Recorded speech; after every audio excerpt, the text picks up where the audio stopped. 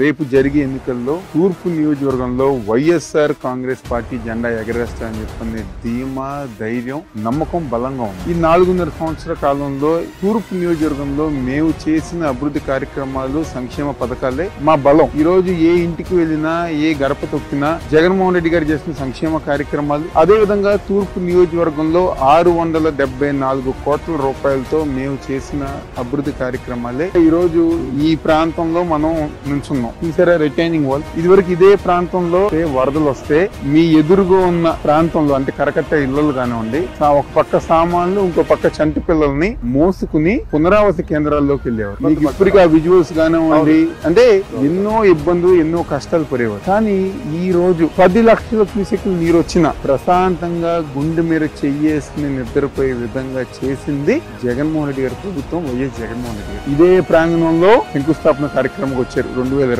మళ్ళీ సంవత్సరం తిరగకుండానే overall retaining wall